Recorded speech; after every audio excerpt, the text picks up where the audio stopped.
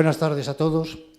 Quiero desearles en nombre de la Real Maestranza de Caballería de Valencia la bienvenida a esta casa, en donde se va a desarrollar la segunda conferencia del ciclo La nobleza en tres momentos de la historia del Reino de Valencia, organizado por la Fundación Cultural de la Nobleza Española, la Fundación Banco Santander y esta Real Maestranza.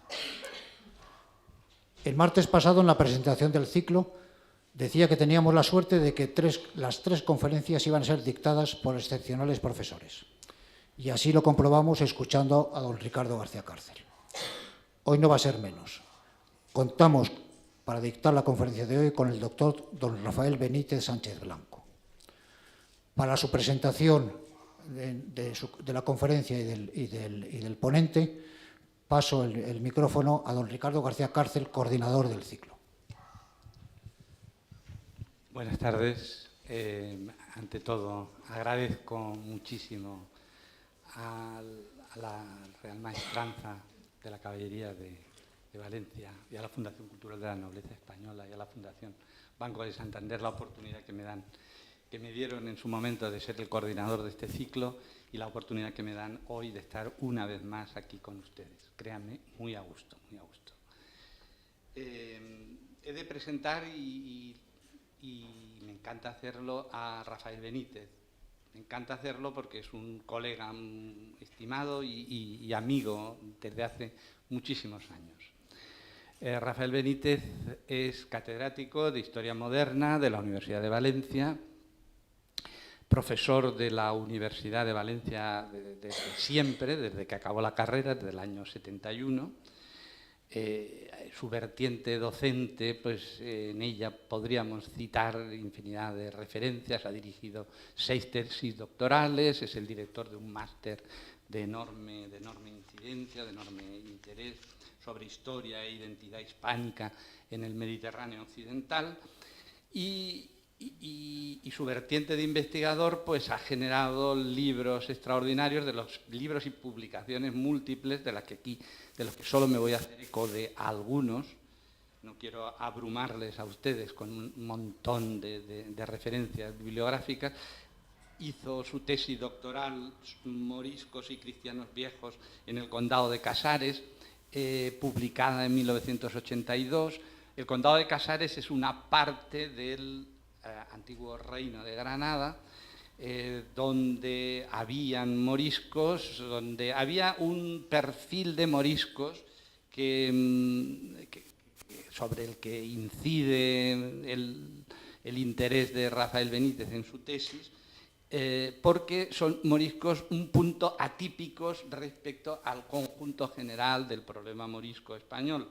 Y la tesis, sin duda, le llevó a Rafael Benítez a analizar un problema, uno de los muchos aspectos fascinantes, apasionantes que tiene la cuestión morisca en España, que es el tema justamente el de la identidad de los moriscos, las relaciones entre cristianos viejos y cristianos nuevos, esas fronteras más o menos sutiles que se crean entre el mundo de los cristianos viejos y el mundo de los cristianos nuevos de origen musulmán o de raíces musulmanas.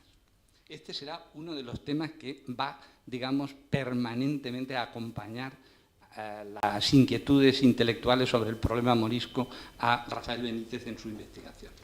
Otro de los temas abordados dentro de esa problemática morisca que ha tenido como principal objeto de atención la investigación de Rafael Benítez es la problemática política de la cuestión morisca, o dicho de otra manera, quiénes tuvieron la responsabilidad fundamental en esa decisión drástica que empieza en 1609, a través de la cual pues, se expulsan a los moriscos de España. Esa problemática la trató Rafael Benítez en un libro citadísimo, un libro que es una referencia fundamental en toda la historiografía internacional sobre la cuestión morisca, que es el libro Heroicas Decisiones, donde se analiza quiénes tuvieron esa responsabilidad. ¿Fue Lerma, el famoso valido de Felipe III? ¿Fue San Juan de Ribera? ¿Fueron los cristianos, la sociedad la que, digamos, impulsó por razones raciales o religiosas. ¿Por qué motivos, en definitiva, se llegó a esa decisión que ciertamente se había larvado durante mucho tiempo, pero que acabó siendo ejecutada a partir de 1609? Rafael Benítez, por otra parte, se ha significado también como editor con estudios introductorios modélicos de obras trascendentales de la historiografía del XIX, de dos historiadores trascendentales, uno de los cuales yo les nombré aquí algunas veces el otro día en la conferencia sobre las Germanías de Valencia. Me estoy refiriendo a Manuel Dambila y Collado, historiador, académico de la historia, hombre clave en el marco político de la Restauración española, y que, aparte del libro de las Germanías de Valencia, al que yo me referí el otro día, pues es autor de un libro que ha editado Rafael Benítez, que editó en el 2007, sobre los moriscos de Valencia. O sea, Dambila se preocupó muchísimo del tema morisco y realmente la edición de esa obra de Dambila pues significa un hito fundamental. Pero es que no solo es la edición de la obra de Dambila. Rafael Benítez ha editado también la obra del gran historiador de la Inquisición, al que conocemos los que hemos hecho alguna cosa sobre Inquisición. Me estoy refiriendo al historiador norteamericano, historiador de Filadelfia, historiador protestante, Herbert Charles Lee. Es un hombre que efectivamente escribió también un libro sobre moriscos, que reflexionó sobre esta problemática y cuya edición pues, es utilísima para los lectores actuales. También Rafael Benítez editó la obra, una obra polémica, la obra de Bleda, del dominico Bleda, que es una de las obras, digamos, beligerantes en el marco de la expulsión. Saben ustedes que se desarrolló una publicística muy acusadamente antimorisca. En ese marco, efectivamente, sobresale la obra de Bleda, reeditada, como digo, por Rafael Benítez del año 2001. Y por último, él también se ha ocupado de otro aspecto del problema morisco, que ha sido el aspecto de las consecuencias o de las derivaciones de la expulsión de los moriscos, la cuestión de la repoblación, que lo ha analizado en un libro, La monarquía de Felipe III, editado dentro de esa colección extraordinaria que dirige un buen amigo nuestro, que es José Martínez Millán. Repito, no voy a abrumarles con más referencias bibliográficas, subrayo simplemente que están ustedes ante el gran conocedor del tema morisco, tema, por supuesto, que les voy a decir, hipersensible en el marco de esta sociedad nuestra, esta sociedad valenciana. La tercera parte, no lo olviden, la tercera parte de la población del Reino de Valencia en el siglo XVI eran moriscos. ¿Y qué les voy a decir de lo que significa, yo que vivo en Cataluña, como ya les dije a ustedes el otro día, un montón de años, qué significa la variable morisca como hecho diferencial del mundo catalán con respecto al mundo valenciano? Para entender efectivamente las especificidades o las peculiaridades de esta sociedad nuestra valenciana, pues efectivamente, ¿quién lo puede negar? Los moriscos tuvieron un papel en esa palabra, hoy tantas veces utilizada, la palabra identidad valenciana, fundamental. De todo eso y de mucho más, y por supuesto mucho mejor que yo, les va a hablar Rafael Benítez. Adelante. Gracias. Buenas noches. Quiero agradecer a la Real Maestranza de Caballería de Valencia, a la Fundación Cultural de la Nobleza Española y a la Fundación del Banco de Santander por la oportunidad de exponer ante ustedes un proceso que es fundamental dentro de la historia de Valencia. Quiero agradecer también al amigo Ricardo García Cárcel, que me ha embarcado siempre en numerosas actividades y empresas culturales, pues el haberme también animado a participar en esta ocasión. La nobleza valenciana y la expulsión de los moriscos. Quiero comenzar con, bueno, se ha citado a San Juan de Ribera, a don Juan de Ribera, arzobispo de Valencia durante 40 años. Quiero citar algunos pasajes de unas cartas suyas a Felipe III en esta coyuntura previa a que se publicara el bando de expulsión.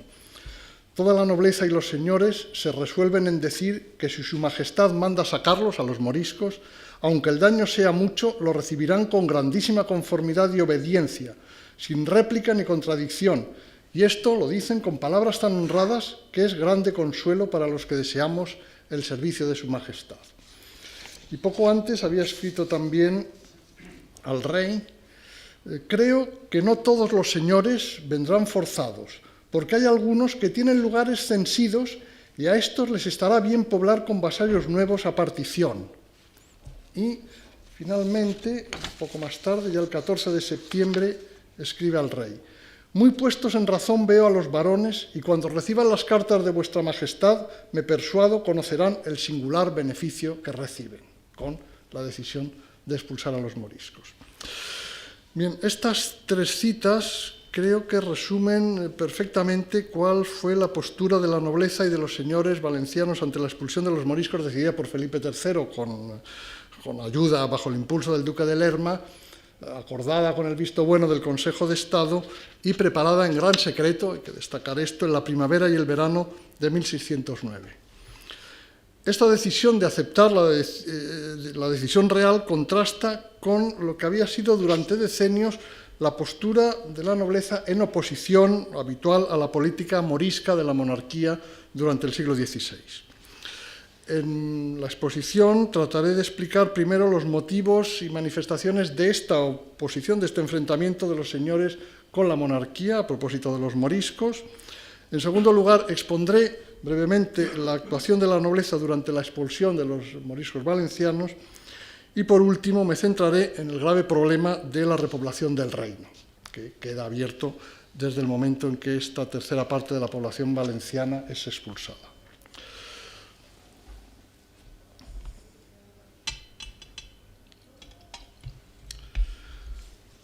La nobleza, los moriscos y la monarquía.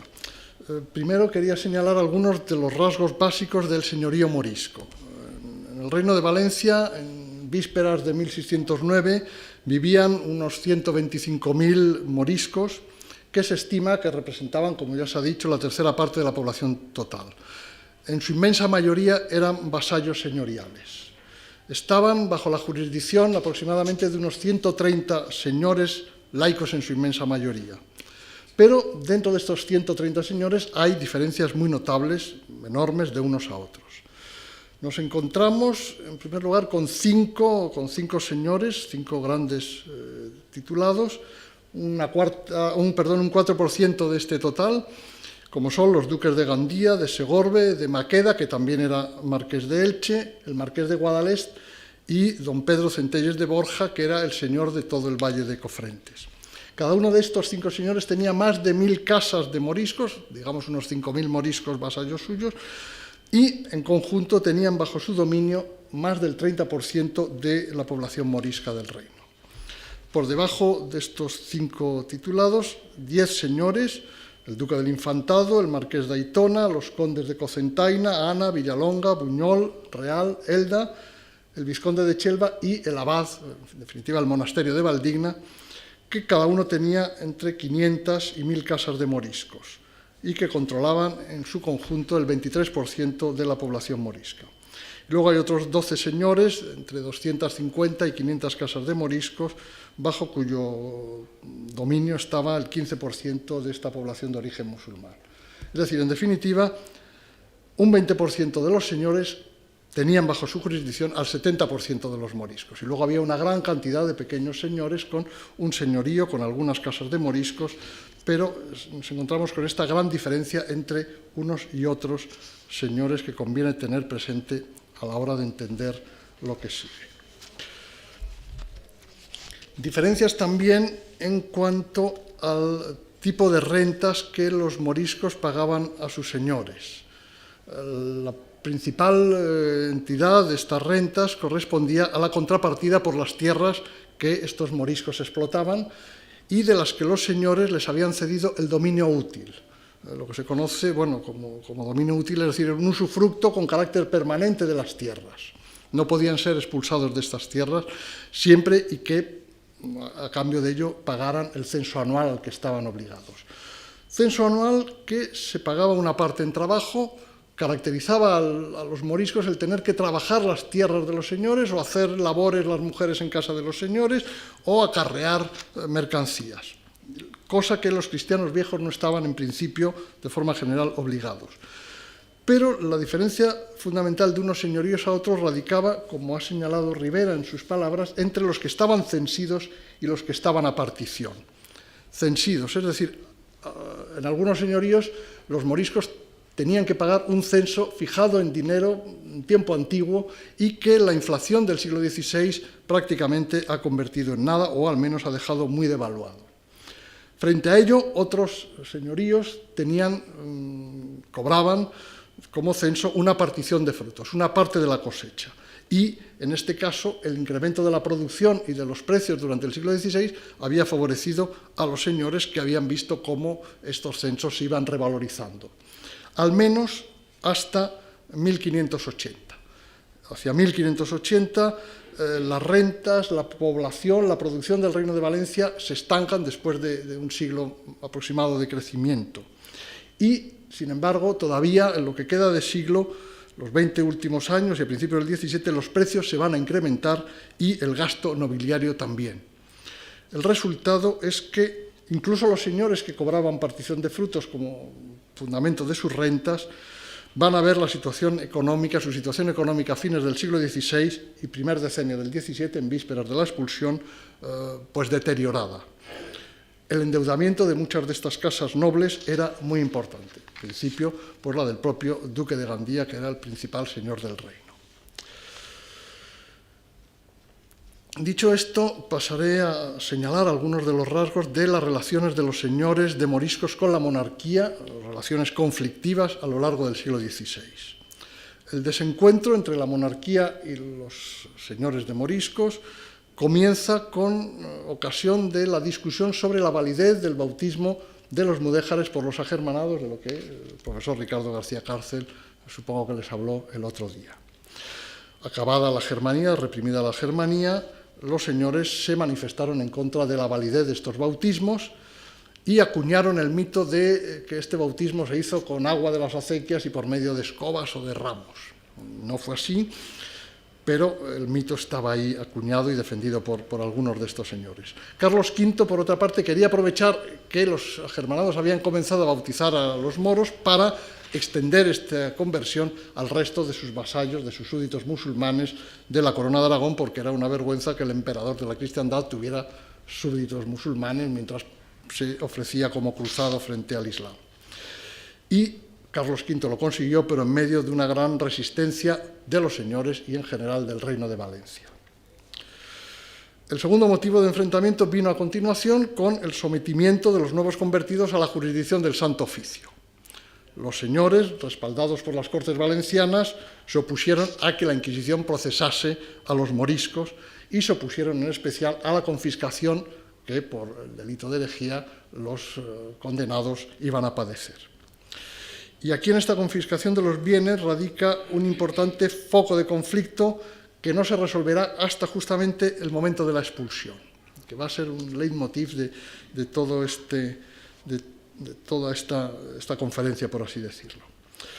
Los fueros reglamentaban desde tiempo antiguo que en caso de una condena por traición o por herejía, en caso de delito, condena por delito de lesa majestad divina o humana, las tierras del condenado, las tierras que poseía en usufructo cedido por un señor, no se podían confiscar, que esas tierras, ese usufructo, debía revertir en el señor, volvía al poder del señor. Por tanto, la fórmula jurídica que define esto es que se consolida el dominio útil que tenía el campesino con el dominio directo que tenía el señor. Es decir, las tierras volvían al pleno dominio del señor, que podía cederlas con nuevas condiciones. La Inquisición, por tanto, al pretender confiscar las tierras de los moriscos, tropezaba con este fuero y con esta oposición jurídica que impedía, en principio, la confiscación. Pues bien, desde principios de los años 1530 hasta 1571, los señores, la Inquisición y la monarquía van a estar implicados en continuas disputas en torno a este problema. La Inquisición quería confiscar los bienes de los moriscos condenados por islamismo. Los señores alegaban el fuero y pleiteaban en contra del Santo Oficio.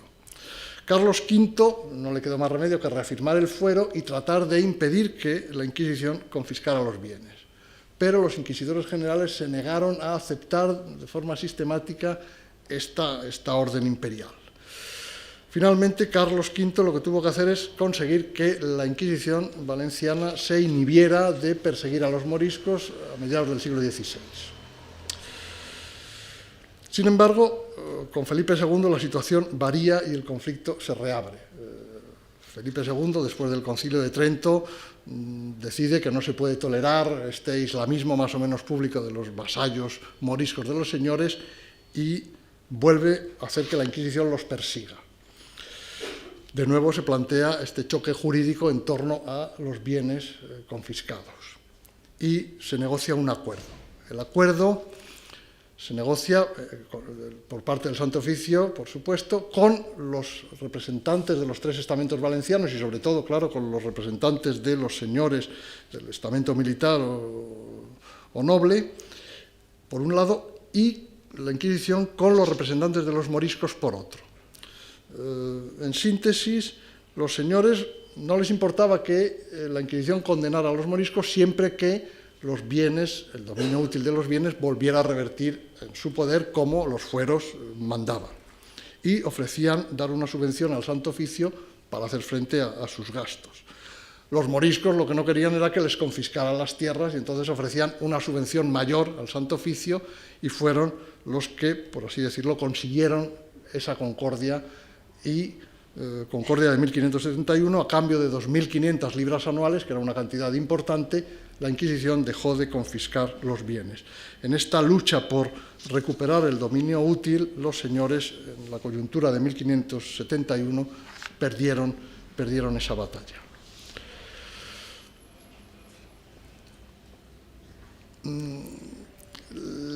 Por otra parte, la nobleza fue la protectora durante el siglo XVI de sus vasallos moriscos y, de alguna forma, fue tolerante con las prácticas islámicas más o menos públicas de estos vasallos moriscos para evitar, en buena medida, la huida de parte de esta población hacia Berbería, hacia Allende.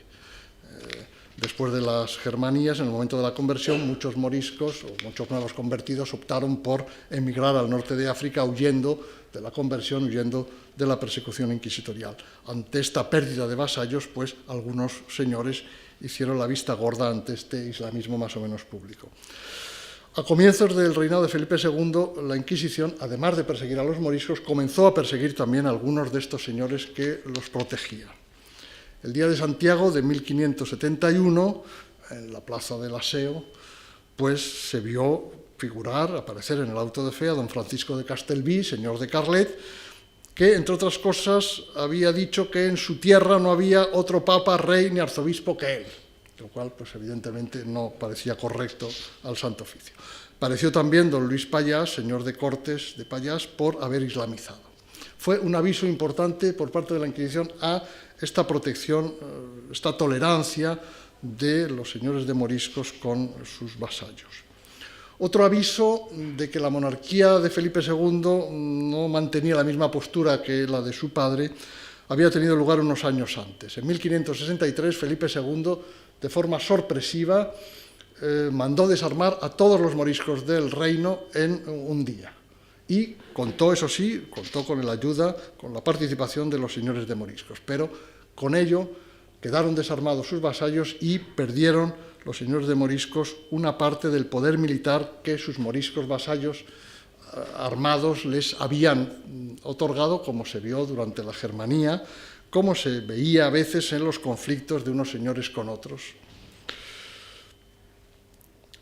Señalar, para concluir esta parte, pues un detalle importante, y es que en 1582, estando Felipe II en Lisboa, se plantea, a instancia también del patriarca Rivera, la deportación de los moriscos valencianos.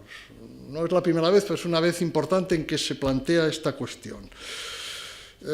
En las discusiones pues intervendrá el anciano Gran Duque de Alba, que acababa de conquistar Portugal y que pues, en un memorial que no conocemos posiblemente se manifestó partidario de la expulsión de los moriscos.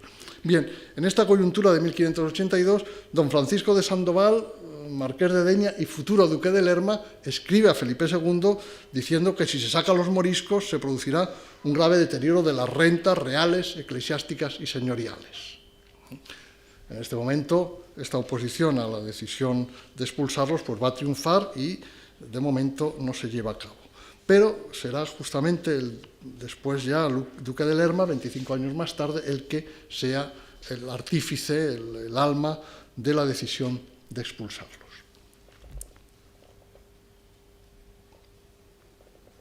Hemos visto, pues, que durante el siglo XVI los señores de moriscos valencianos y la monarquía tienen bastantes motivos de enfrentamiento, de tropiezo unos con otros, aunque paulatinamente, en la época de Felipe II, la monarquía, respalda a la Inquisición, va imponiendo su punto de vista, su política. Voy a pasar ahora a la segunda parte de la exposición, la nobleza y la expulsión. ¿Cuál fue la actitud de la nobleza en el momento de la expulsión de los moriscos? El 20 de agosto de 1609 llegaba a Valencia don Agustín Mejía, el general encargado de dirigir la expulsión del Reino de Valencia. Para guardar el secreto con el que todo el procedimiento se estaba desarrollando, aunque las galeras del Mediterráneo se estaban acercando a la costa valenciana, estaban camino de las Islas Baleares, como punto de partida para luego llegar a las costas de Valencia, como forma de disimular, venía encargado aparentemente de inspeccionar la defensa y las fortificaciones del reino. Pero bueno, la noticia de que las galeras se estaban aproximando, de que una persona de la importancia de don Agustín Mejía estaba en el reino, de reuniones entre Mejía, Caracena y el arzobispo Rivera, pues circularon y se sospechaba que algo se estaba preparando. Estas noticias hicieron que el estamento militar se presentara ante el virrey Caracena, marqués de Caracena, y bueno, pues se quejara de que no se estaba contando con él en una movilización militar que se estaba viendo fraguar. El virrey Caracena, evidentemente, tuvo que darles largas, tuvo que disimular, continuar con esta disimulación, pero esto no acabó de convencer al estamento militar, que se reunió en varias sesiones tratando de ponerse de acuerdo para enviar una embajada a la corte, a Felipe III. El estamento militar tenía que tomar sus decisiones por unanimidad y siempre había alguien que obstaculizaba este acuerdo, hasta que el 16 de septiembre, en medio de grandes tensiones, se decide por unanimidad enviar una embajada a Felipe III para que el rey explicara qué era lo que se estaba preparando. La embajada, cuando fue a Madrid, pues estando en Madrid, mientras tanto se publicaba el 22 de septiembre en Valencia el bando de expulsión. Y los embajadores, bueno, pues evidentemente poniendo de manifiesto el golpe que esto iba a suponer a las rentas, a la economía del reino, aceptaron la decisión real. En el bando de expulsión, que se publica el 22 de septiembre en Valencia, que lleva un periodo largo de elaboración previa, se trata de equilibrar el temor que la monarquía tenía enorme de que los moriscos se resistieran a salir, con el temor que también tenían a que los señores se resistieran o se opusieran a cumplir la orden real. De alguna forma, para vencer este doble temor, o este temor a esta doble oposición, el rey concedía todos los bienes que los expulsados no pudieran llevar sobre sus personas. Podemos imaginar a los pobres moriscos y moriscas cargando con fardos, con sus ropas o con sus pocas pertenencias que en principio podían llevar sobre ellos. Concedía todos los bienes que no podían llevar a los señores de moriscos. era algo que se había tratado bastantes veces en el Consejo de Estado, como forma de compensar a los señores por la pérdida que evidentemente se sabía que iban a tener sus rentas. Pero al mismo tiempo era conveniente dejar que los moriscos pudieran sacar algo de sus bienes para que pudieran hacer frente al traslado y para facilitar su marcha, para evitar, claro, una oposición todavía mayor a tener que abandonar su tierra. En esta coyuntura, en este temor a que los señores o los moriscos se resistieran a salir, fue un gran alivio para el gobierno conocer la buena disposición de don Carlos de Borja, duque de Gandía. Escribe Agustín Mejía a Felipe III. Llegó esta mañana de su estado, el duque de Gandía, ofreciéndose servir a su majestad en esta ocasión, no sólo de la manera que se le manda, sino incluso, si fuese menester, llevando sus mesmos vasallos al embarcadero, pues lo haría, si es necesario. Y en efecto, el duque de Gandía reunió a los dirigentes de las aljamas del ducado de Gandía y les animó a embarcarse. Para vencer su resistencia, les permitió además, que más allá de lo que el bando y la orden real permitía, les permitió que vendieran de los bienes lo que pudieran, que hicieran, por tanto, dinero para poder pues enfrentarse a este terrible destierro. Y además les ofreció garantías de que serían bien tratados en el trayecto hasta el puerto de Denia, donde iban a ser embarcados, e incluso de que alguno de su familia les acompañaría hasta el norte de África para garantizar el buen trato por parte de los soldados en el trayecto. El ejemplo del duque de Gandía va a ser imitado por otros grandes señores. Manuel Lomas es un joven investigador del Departamento de Historia Moderna que ha hecho una gran tesis sobre justamente todo el proceso logístico de expulsión de los moriscos de España, y en particular pues, de los valencianos. Tiene un trabajo específico, un artículo específico sobre el comportamiento de la nobleza en el momento de la expulsión, del que me estoy valiendo en esta parte. Manuel Lomas escribe: muchos señores buscaron servir a la corona facilitando todo lo posible la salida de sus vasallos en cumplimiento de las cartas reales. Y entre ellos pues cita al marqués de Albaida, a los condes de Alacuás, Buñol, Ana y Sinarcas. Únicamente el conde de Cocentaina intentó pues forzar al máximo a sus moriscos a dejarle todos los bienes. Una postura, digamos, contraria a la que hemos visto que tuvo el duque de Gandía. Incluso tuvo que acudir un juez real porque los moriscos se encerraron en el arrabal de Cocentaina, se negaban a salir si no les dejaban pues, portar parte de los bienes, muebles al menos, que tenían. Es decir, los temores de la monarquía, que la nobleza valenciana iba a resistirse a la orden de salida de sus vasallos moriscos, se vieron rápidamente desmentidos. Otra forma de participación de la nobleza en este proceso fue colaborando en la reducción de los sublevados. Los moriscos valencianos salieron sin ofrecer gran resistencia.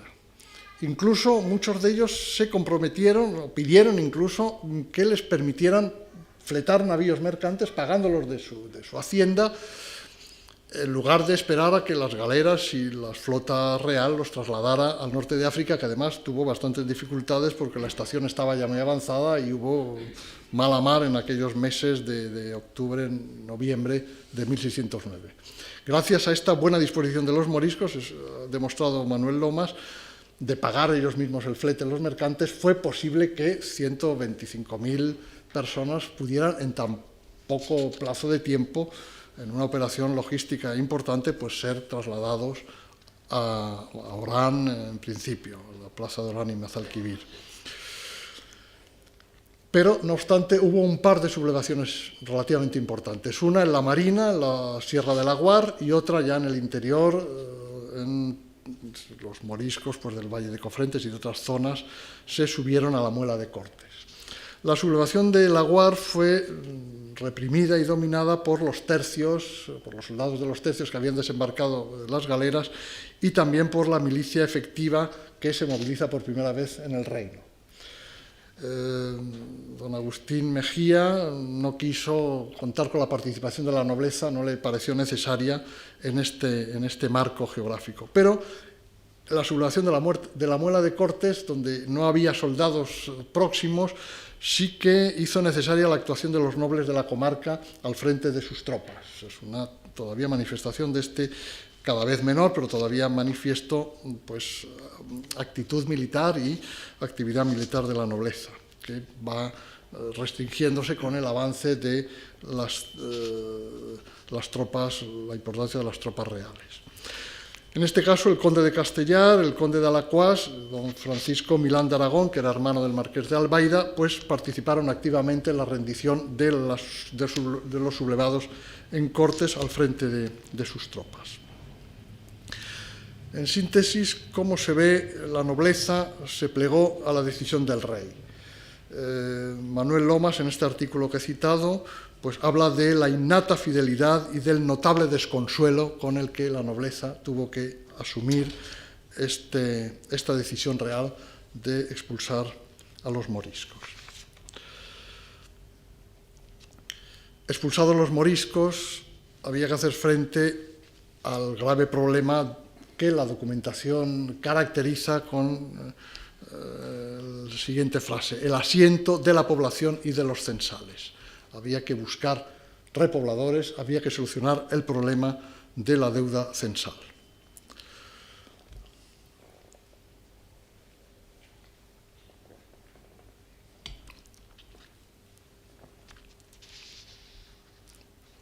Los señores de moriscos confiaban en las promesas reales de recibir los bienes de los moriscos, promesas que se habían reflejado en el bando de expulsión y que, bueno, pues se habían tratado en el Consejo de Estado y de alguna forma pues habían trascendido a los señores de moriscos.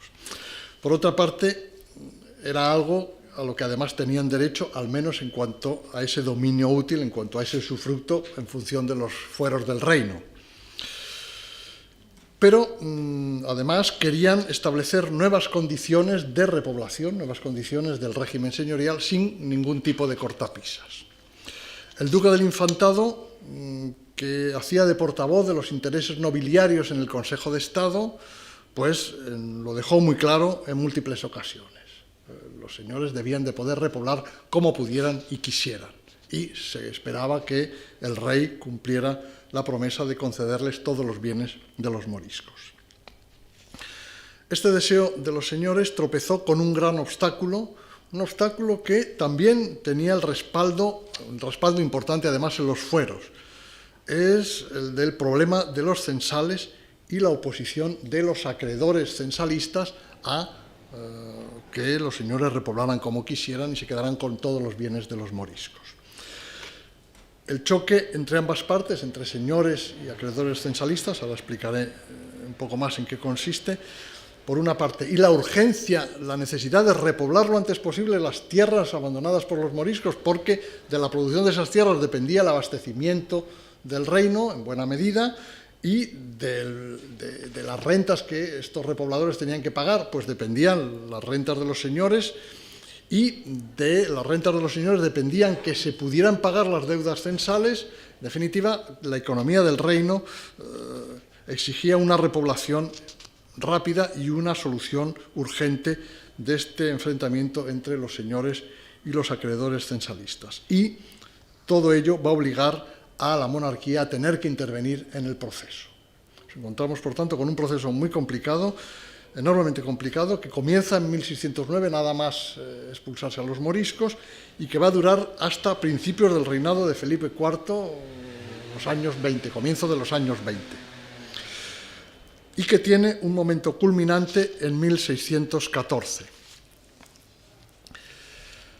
Estamos, por tanto, ante un conflicto que implica a los señores, a los censalistas, es decir, a los acreedores censalistas, a los repobladores y a la monarquía, y que se centra en tres elementos fundamentales. Por una parte, los bienes de los moriscos; por otra, las deudas censales; y, en tercer lugar, las condiciones de la repoblación del reino. Analicemos estas cuestiones y, en primer lugar, bueno, pues se trata de hablar de los bienes.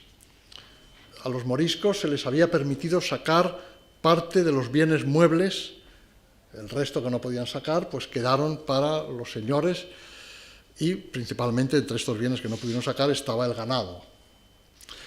En cuanto a los bienes inmuebles, se va a desatar de inmediato a la expulsión un conflicto.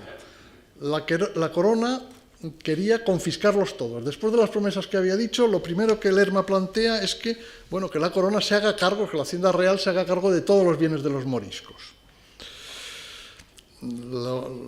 Lerma, que era sumamente hábil, pues lo que quería era luego hacer mercedes, hacer la gracia de otorgarlos, de concederlos a los señores. Entonces, aparecer como, bueno, pues el benefactor del resto de la nobleza valenciana.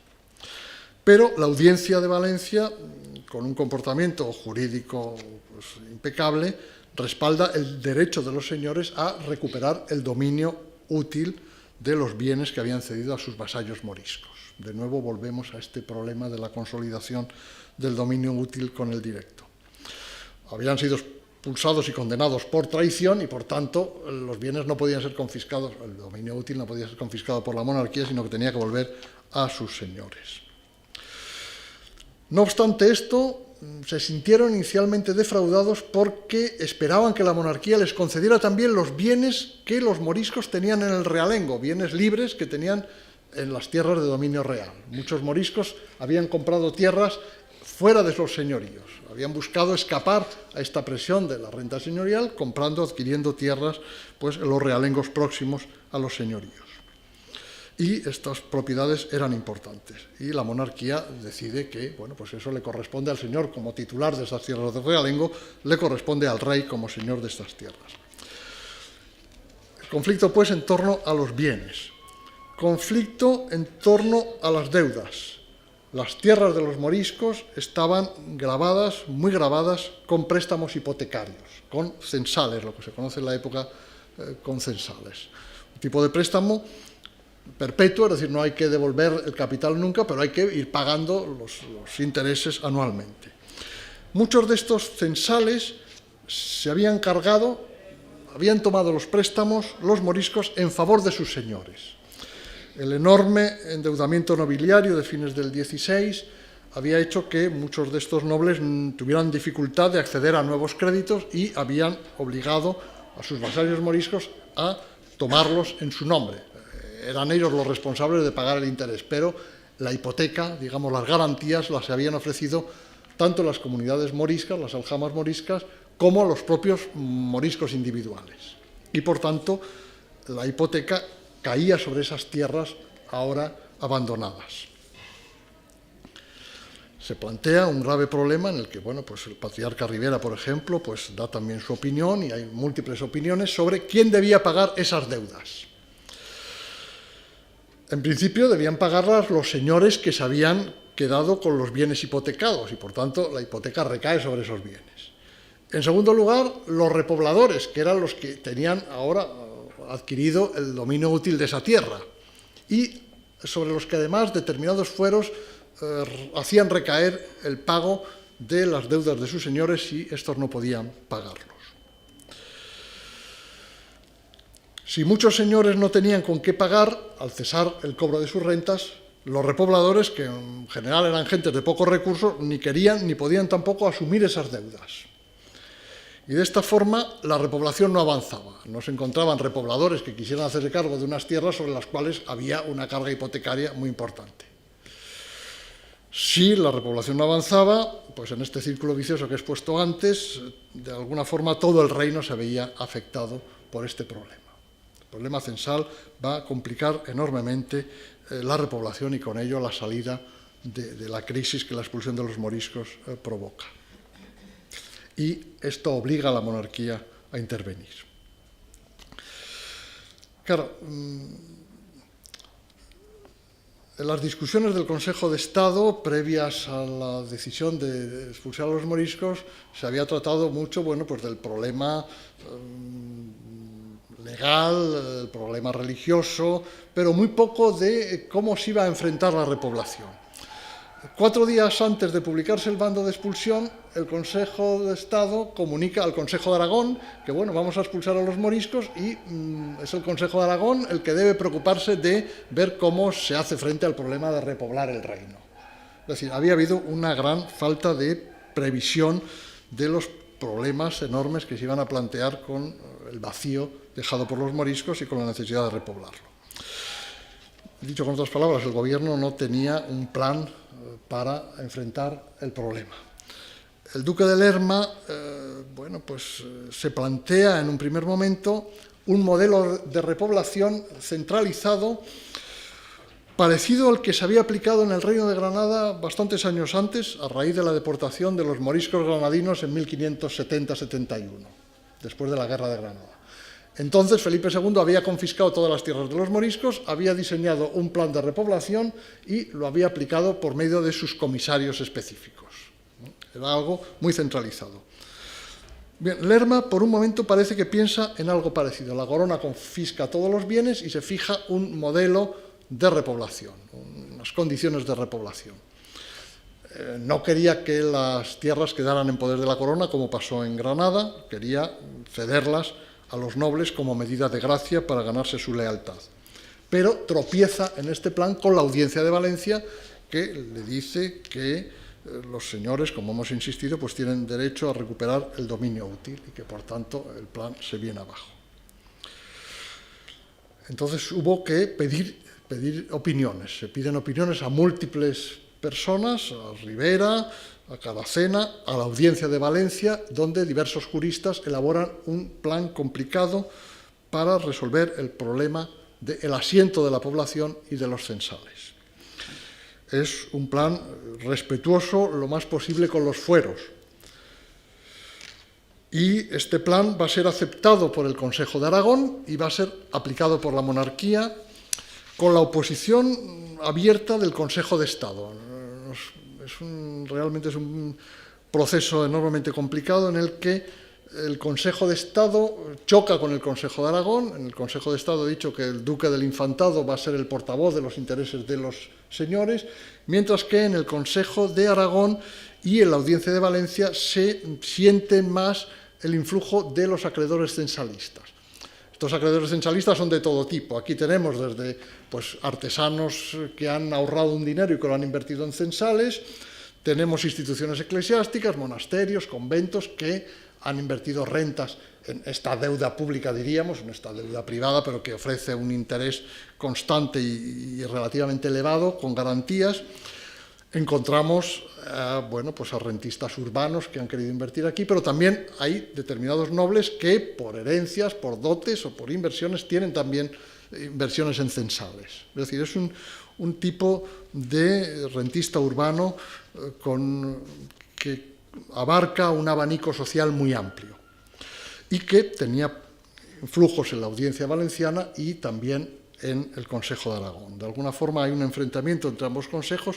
En uno se siente más el peso nobiliar, en otro se siente más el peso de estos acreedores censalistas. En este conflicto acaba saliendo ganador el Consejo de Aragón.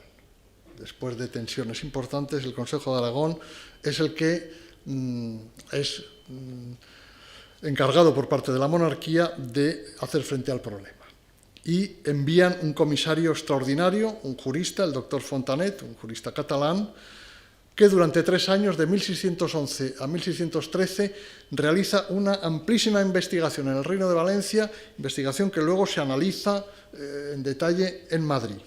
Claro, 3 años, del 11 al 13, en que la repoblación avanza lentamente, pero en que, por tanto, los problemas se van agudizando. El planteamiento, en síntesis, era el siguiente. La audiencia determinó que había que liberar a los repobladores de la obligación de pagar la deuda censal. Que si se cargaba a los repobladores con el pago de la deuda, evidentemente no se podía avanzar la repoblación y que aunque los fueros lo mandaran, el bien público del reino se imponía por encima de la legislación en este momento. Era una cuestión de necesidad pública y, por tanto, cesaba el mandato foral. Pero que, en cambio, los señores sí que estaban obligados a pagarlos. Si había algún señor, o los señores que consideraran que les era imposible, porque las rentas no les daban de sí, entonces debían de someterse a la investigación del regente Fontanet y de la Junta de Población de Madrid. una junta de población controlada por el duque de Lerma, donde había colocado a sus hombres. Y tenían que poner sus cuentas a disposición del comisario. La investigación de Fontanet es muy importante, por desgracia, de todo este material que sería riquísimo para conocer cuáles eran las rentas de la nobleza antes de la expulsión, las condiciones de repoblación, las rentas que esperaban tener después. Solamente hemos encontrado un expediente, el del señor de Olocau. Hemos buscado en Madrid, pero no, en el Archivo Histórico Nacional no aparece. El que lo encuentre, desde luego, tiene ahí un filón de investigación importante. Bien, Fontanet, el regente y la Junta de Población de Madrid, analiza con toda esta información magnífica si con las rentas que el noble tenía estaba en condiciones de pagar todos los intereses que caían sobre su casa, sobre sus tierras, o no, o si había que reducirle esos intereses. Y al mismo tiempo Fontanet va buscando candidatos para repobladores y va estableciendo acuerdos, va haciendo intermediario entre los candidatos a repobladores y los señores. Es decir, tiene un trabajo enorme por todo el reino para conseguir que se pueblen las tierras. Esta repoblación se lleva a cabo por medio de lo que se conocen como cartas pueblas, cartas de población. En ellas se fijan las condiciones acordadas entre el señor o el representante del señor y los nuevos vasallos. Y, al mismo tiempo, a estos repobladores se les establecen las tierras. Y en este establecimiento, en esta concesión del dominio útil de las tierras, se fijan los censos que tienen que pagar. Censos que van a ser mayoritariamente ahora en partición de frutos, porque se ha visto que era lo más rentable a lo largo de la experiencia del siglo XVI. Además de esta partición de frutos, pues tendrán que estar sometidos a una serie de regalías, es decir, de derechos de monopolio. El molino debe ser del señor, la almazara debe ser del señor, la tienda, el horno. Los vasallos están obligados a pasar por estos instrumentos de transformación y de comercialización de la producción agraria. Y también es una renta importante. En todo este proceso de repoblación, Fontanet tenía que procurar que la renta fuera lo más alta posible para que, sin desanimar a los repobladores, el señor cobrara lo suficiente y pudiera pagar a los acreedores. Es decir, conseguir cuadrar el círculo de que repobladores, señor y acreedores salieran satisfechos. Fue difícil, fue complicado, era un equilibrio muy difícil y el resultado se plasmó en un documento importante de 1614 que se conoce como el asiento, y que se imprimió el asiento de la población y de los censales. En él se analiza la situación de 74 casas nobles, 74 señoríos casas señoriales, que pidieron la reducción de sus deudas y se sometieron al escrutinio y a la mediación real. Hubo otros que decidieron que podían pagar las deudas y que no querían entrar en este proceso. De estos 74 señores, 4, entre ellos el conde de Cocentaina, que ya hemos visto que tuvo un comportamiento un tanto violento en el momento resistente en el momento de la expulsión, fueron obligados a pagar todas las deudas porque se consideraba que habían salido ganando con el proceso de expulsión-repoblación. Eran estos que, algunos de ellos que Rivera decía que de tenerlas censidas pasaban ahora a tenerlas en partición de frutos.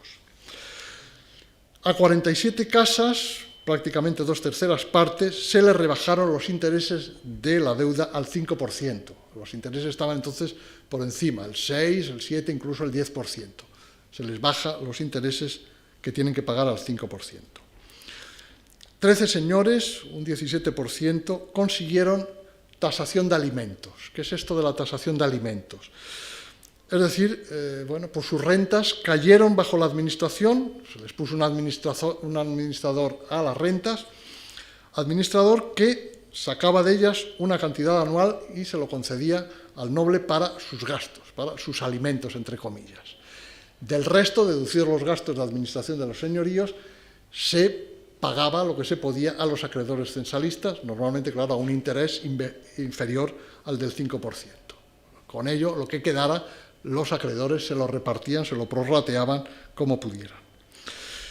En esta última situación de tasación de alimentos encontramos a títulos importantes como el propio duque de Gandía, al que se le tasan los alimentos en 8.000 libras anuales, que era una cantidad muy importante. Bien, es verdad que no se le autoriza a cobrarlos mientras esté de virrey de Cerdeña. La maniobra de Lerma es al duque de Gandía, que podía presentar muchos obstáculos a la repoblación, nombrarle virrey de Cerdeña, donde tenía señoríos, y enviarle a regañadientes por su parte a que se pase 6 años en Cerdeña de virrey. El conde del Real pues tiene unos alimentos de 2.000 libras anuales y así otros nobles. Y por último, hay 3 casas, me interesa destacar este caso, entre ellos el conde de Elda, que habían llegado a acuerdos previamente con sus acreedores, a la fórmula de la concordia. En vez de esta solución tan complicada, ellos directamente llegaban a un acuerdo con los acreedores por el sistema de que se comprometían a depositar una cantidad anual para ir pagando las deudas, pero garantizada esa cantidad anual. Y con ello conseguían una rebaja, una quita en la deuda que tenían, que podía ser enorme y muy importante. Puede considerarse, pues, que el asiento, este asiento de la repoblación y de los censales, que se inspira en los informes y los consejos de la Audiencia de Valencia, está basado en la justicia. Es decir, estamos aplicando aquí la justicia muy diferenciada de unos señores a otros en función de la situación de cada uno. Es una casuística enorme.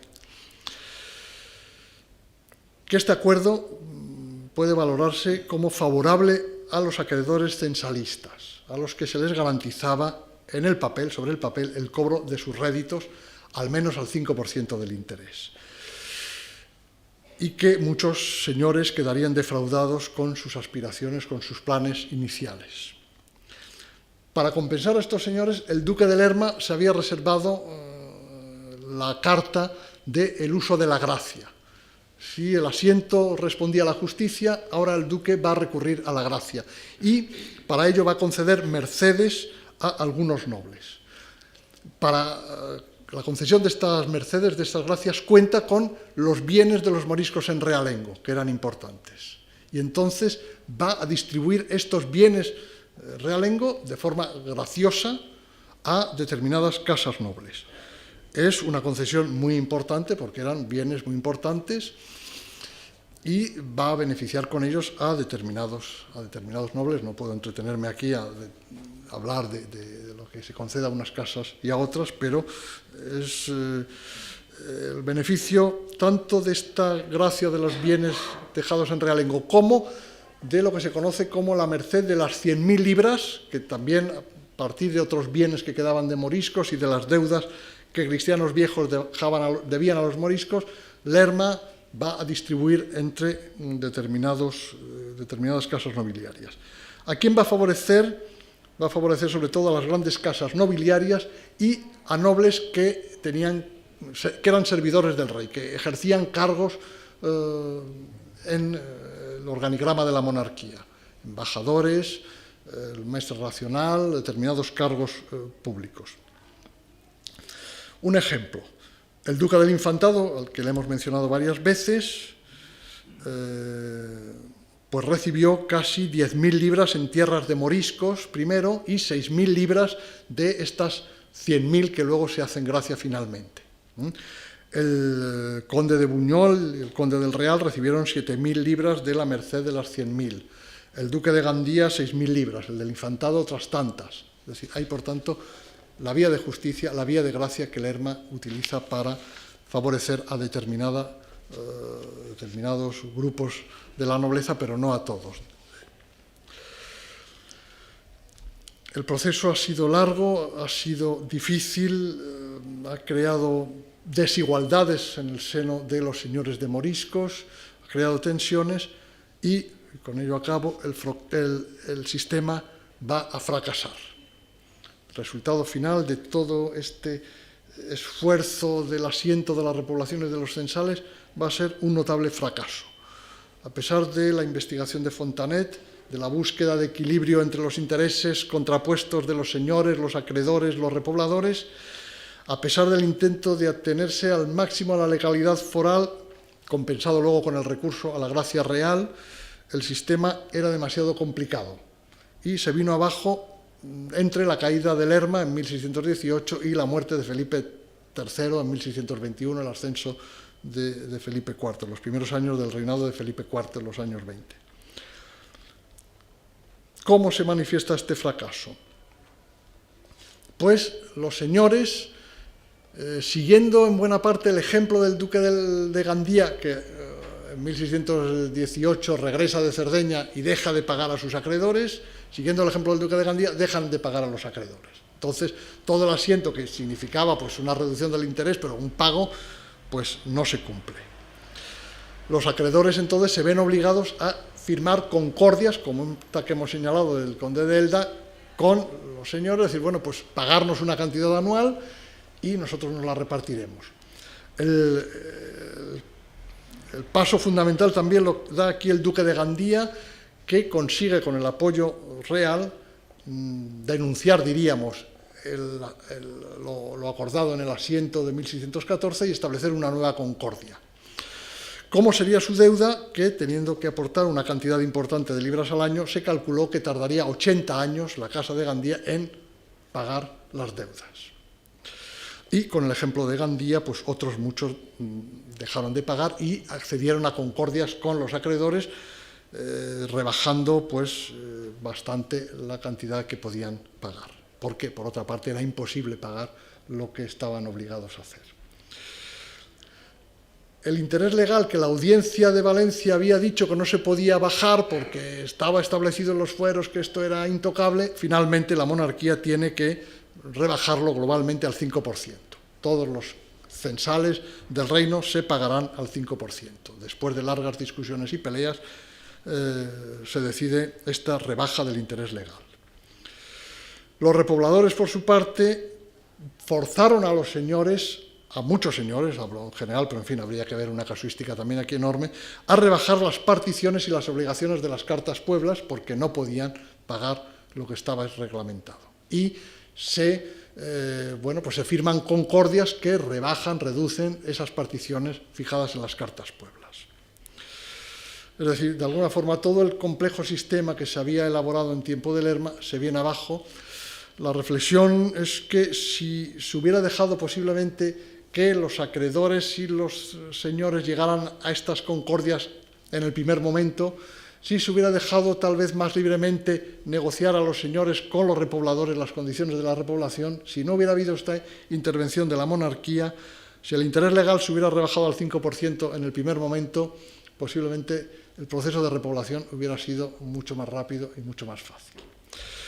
Solo a costa de estas renuncias finales, de los sacrificios forzosos de los señores, de los censalistas, la población y la producción agraria de las zonas repobladas comienza a recuperarse con claridad en la segunda mitad del siglo XVII. Las rentas señoriales aumentan con ella en esta segunda mitad del XVII y a partir de aquí pues, se van restañando las terribles heridas de la expulsión de los moriscos. Los que realmente tuvieron peor suerte fueron los acreedores censalistas. El censal, que para algunos de los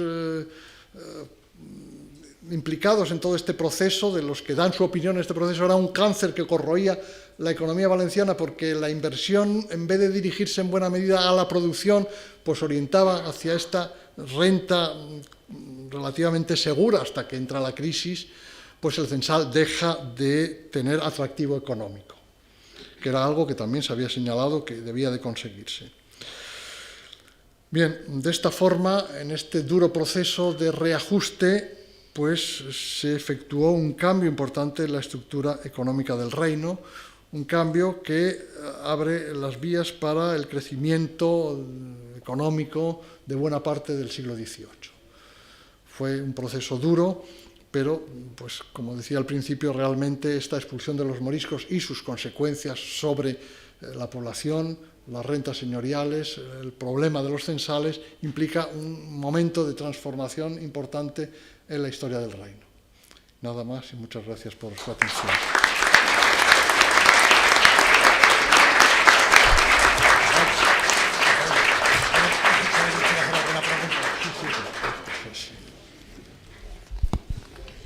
Muchas gracias al profesor Benítez por su extraordinaria conferencia dictada, y su generosidad también permite que si alguien quiere hacer alguna pregunta o una aclaración, yo solamente rogaría concisión en las preguntas, por favor, y brevedad.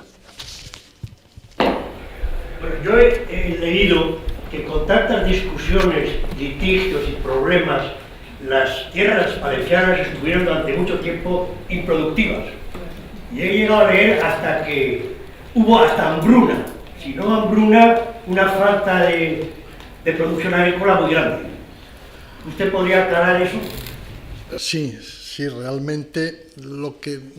Claro, vamos a ver, hay que citar un par de trabajos, un par de historiadores fundamentales. Uno de ellos es mi compañero y amigo Eugenio Ciscar Pallarés, que ha estudiado en su tesis doctoral ya en los años 70 y luego muy posteriormente el problema de la repoblación, de los señoríos, de las deudas del duque de Gandía, y somos deudores de su trabajo, y ha estudiado la repoblación del monasterio de Valdigna en un trabajo magistral.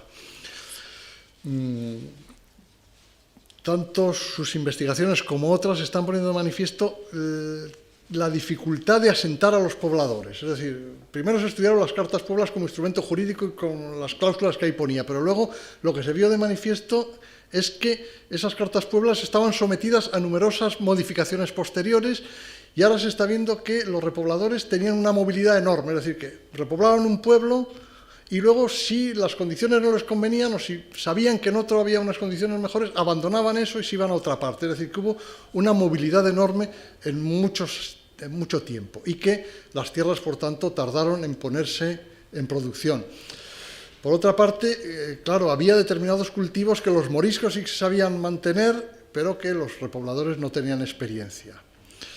Por ejemplo, el azúcar de la Safor, el azúcar que hacía la riqueza del duque de Gandía en torno a Gandía. Esto los moriscos eran los que lo cultivaban. En el bando se autoriza que el 6% de las casas de moriscos permanezcan. El duque de Gandía intenta forzarles a los moriscos, sus vasallos moriscos, que se queden, pero estos no quieren. Piden que para quedarse les dejen practicar libremente la religión islámica. Claro, pues el rey dice que no, la Inquisición dice que no, y finalmente se suprime esta cláusula.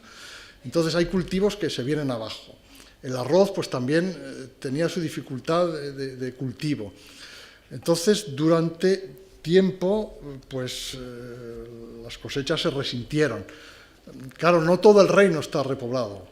No todo el reino tuvo que repoblarse, había pues otras partes cultivadas y pobladas por cristianos viejos que no se vieron directamente afectadas.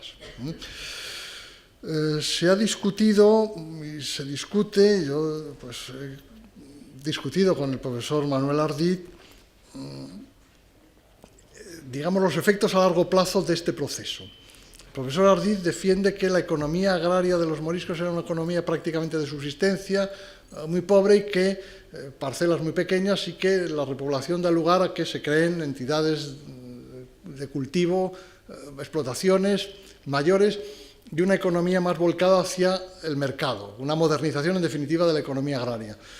Yo no estoy plenamente de acuerdo, porque dentro de los moriscos había de todo. Había un morisco pobre, había un morisco con pequeñas parcelas, pero había moriscos ricos, y buena parte de lo que estamos viendo de la economía agraria morisca pues era olivo, pasa, almendra, el propio arroz, orientado hacia la comercialización. Por tanto, el cambio ahí no fue tan radical.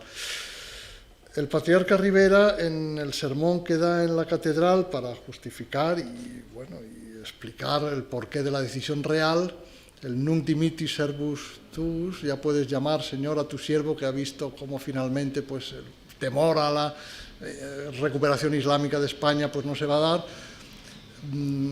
profetiza que Dios va a favorecer a los buenos vasallos valencianos con una serie de buenas cosechas, pero pues esa profecía no tuvo un efecto inmediato. Entonces sí que hay una serie de malas cosechas.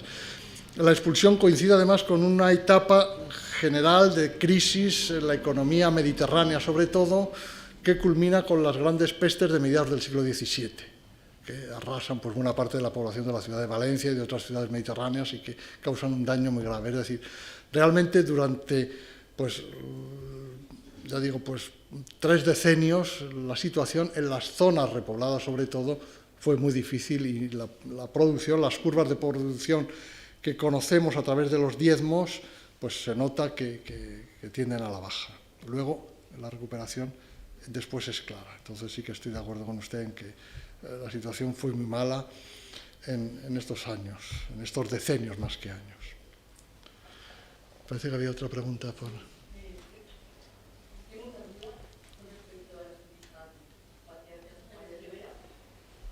Espera, María José, espera un momento.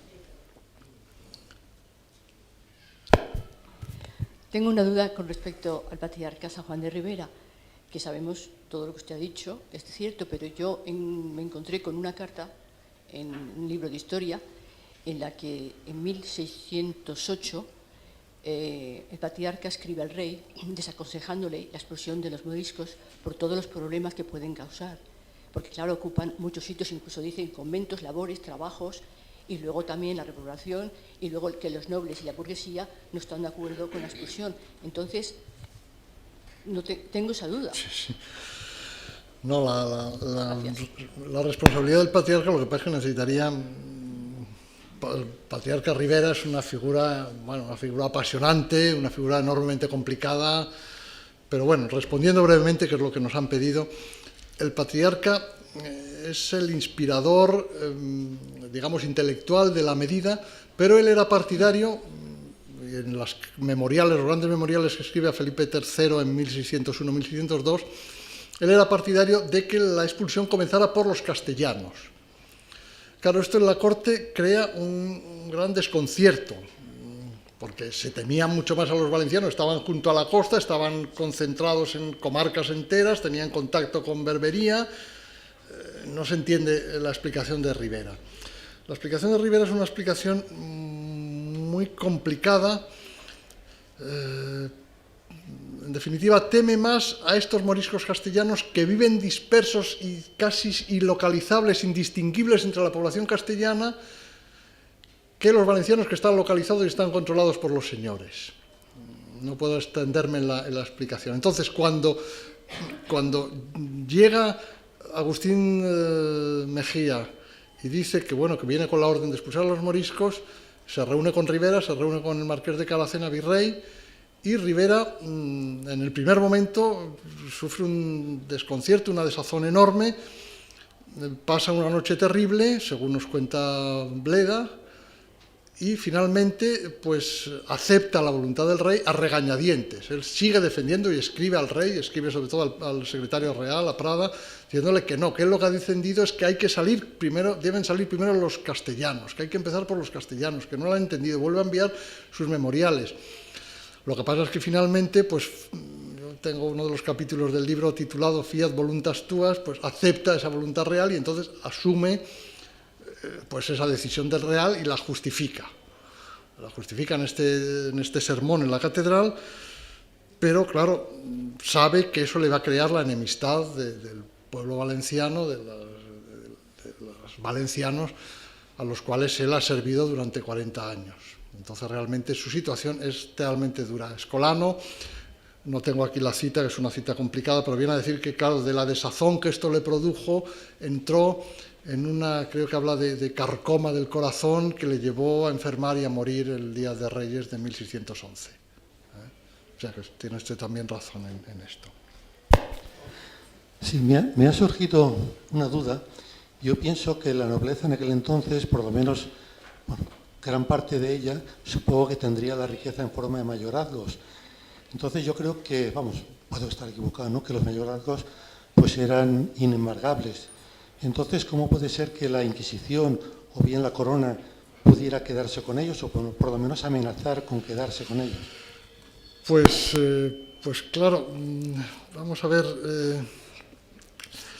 es el problema de esa división del dominio, es decir, la tierra estaba sometida a dos dominios. Yo esto realmente intento explicárselo a mis alumnos de la carrera y me cuesta que lo entiendan.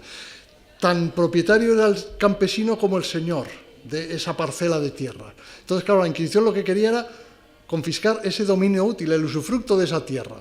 No todo el dominio, el dominio directo seguía en manos del señor, eso no se lo podían quitar. Lo que pasa es que los fueros, el fuero de Alous, de Jaume I, garantizaba que que no se podía ni siquiera confiscar ese dominio útil en condenas de traición. Entonces, realmente, la Inquisición no podía, lo sabían, lo que pasa es que se resistían a aceptarlo. Y el rey también lo sabía, lo que pasa es que quería jugar, bueno, pues yo lo sé, claro, ahí se complementaban, bueno, pues yo lo sé condenado por traición y yo soy el principal afectado por esa traición y voy a confiscar las tierras a los traidores, pero entonces los fueros garantizaban, es decir, no se pone en entredicho el mayorazgo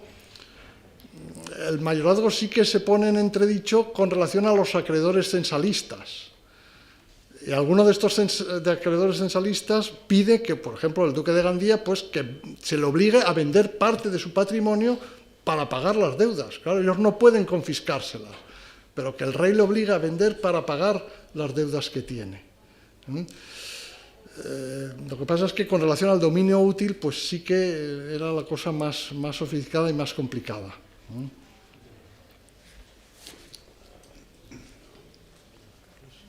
Usamos aquí frecuentemente los términos de mudéjar, morisco y mozárabe. Bueno, repito, usamos aquí frecuentemente los términos de mudéjar, morisco y mozárabe. ¿Cuál es la definición de estos adjetivos?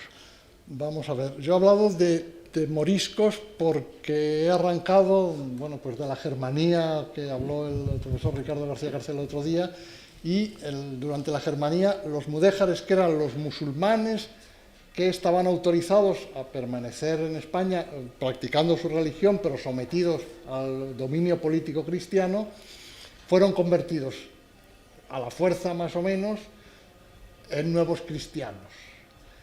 Y estos nuevos cristianos comenzaron a llamarse moriscos en cuanto vieron que conservaban pues costumbres, prácticas moriscas.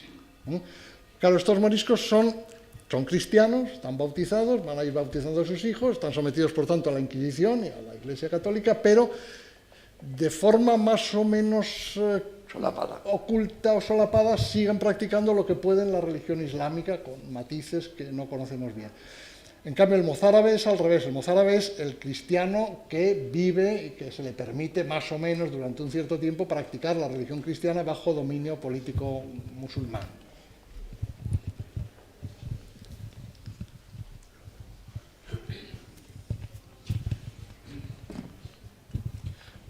Reitero nuevamente las gracias de todos nosotros al profesor Benítez y a todos ustedes, además de agradecerles su presencia, les cito para el próximo martes, día 22, en que la conferencia tratará sobre la nobleza valenciana y la monarquía borbónica y será expuesta por don Jorge Catalá.